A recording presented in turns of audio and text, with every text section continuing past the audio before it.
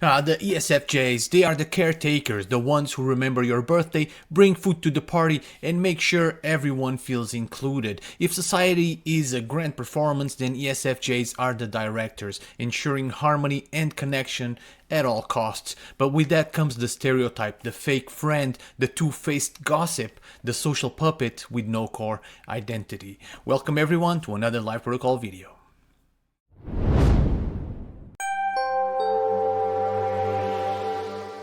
They're seen as performers in the grand play of life, always agreeable, always attuned, always smiling. But is it real, or are they just telling you what you want to hear? They're accused of valuing appearances over authenticity, prioritizing politeness over truth, and smoothing over conflicts instead of addressing them. So the ESFJ is an agent of social order, an order built on social rules, expectations, and an unspoken contract of mutual approval. Rules aren't oppressive, they are essential. Traditions are not outdated, they are the foundation of society. But beneath the stereotype, what is really going on? What unconscious forces drive the ESFJ's adaptability? Well, their relentless need for social cohesion and the ever-present question, are they truly themselves, or are just they playing a role?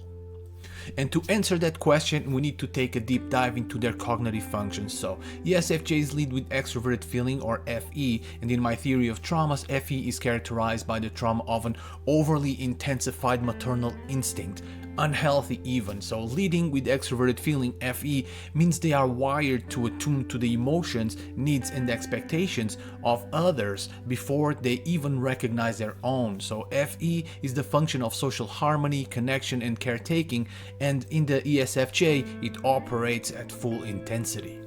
So their overly intensified maternal instinct is so strong that it often overrides personal needs, desires, and even identity itself, pushing them to mold themselves into whatever role is needed to maintain stability and approval in their environment. So because ESFJs are so externally focused, extroverted feeling, primary function, right? Their sense of self is often constructed through relationships, external relationships, rather than internal reflection.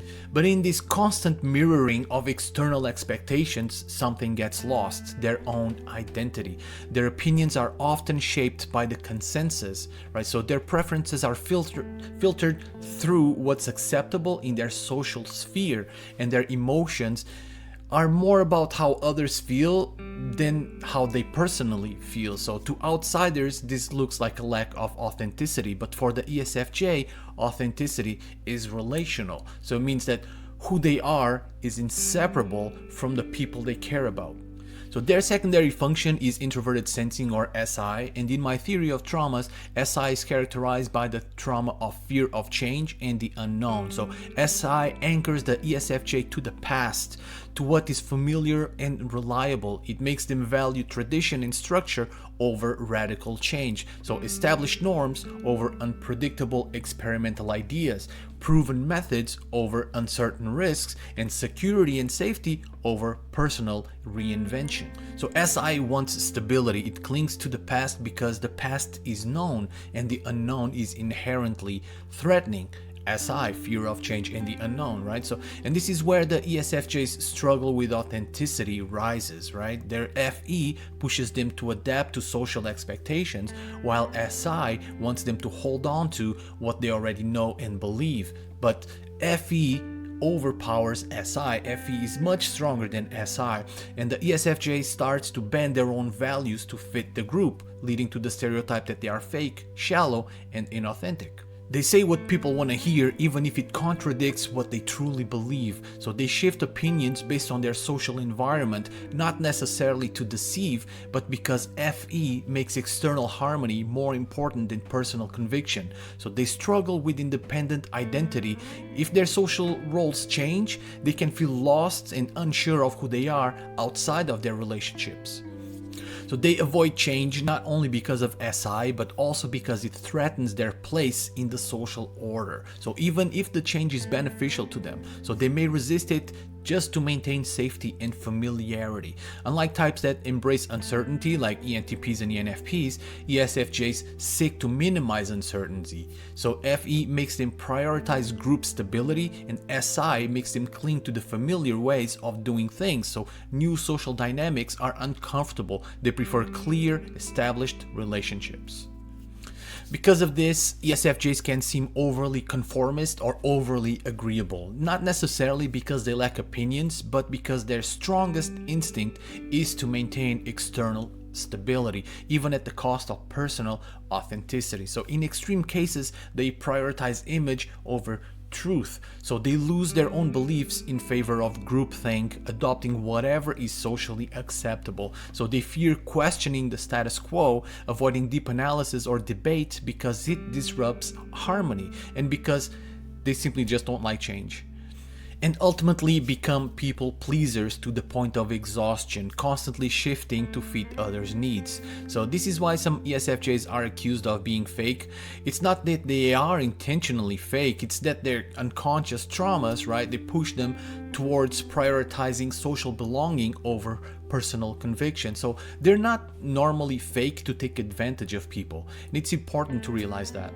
So when these functions work in harmony, ESFJs are compassionate, responsible, and community-oriented leaders. However, when FE overwhelms SI, which can be regularly, to be honest, they bend too much to external expectations, leading to the stereotype that they are inauthentic or two-faced. But no one exists in a vacuum. We are all shaped by our past, by our experiences, our environment, and most of all, our traumas. Every personality type, every cognitive function carries its own set of wounds, its own subconscious fears that influence how we think, behave, and interact with the world. So ESFJs, often labeled as fake, shallow, or overly conformist, are not deceitful by nature. They are reacting to the deep-seated fears embedded in their cognitive wiring. So fears that stem from their unique psychological vulnerabilities, just as every other type out there. So FE is shaped by an overly intensified maternal instinct, a deep-rooted need to nurture, protect, and hold relationships together at all costs, and SI reinforces this by clinging to the past, to proven social structures that provide security and order. The result, a person who feels responsible for maintaining harmony, even at the expense of their own identity. So are they fake, or are they forced to suppress their own identity? Think about that. Like I always say, understanding breeds acceptance. Thank you so much for watching, and I'll see you in the next video. If you liked the video, please consider leaving a like and subscribing. That will allow us to keep making more videos like this. For more related content, please click on one of the suggested videos. Thank you for watching.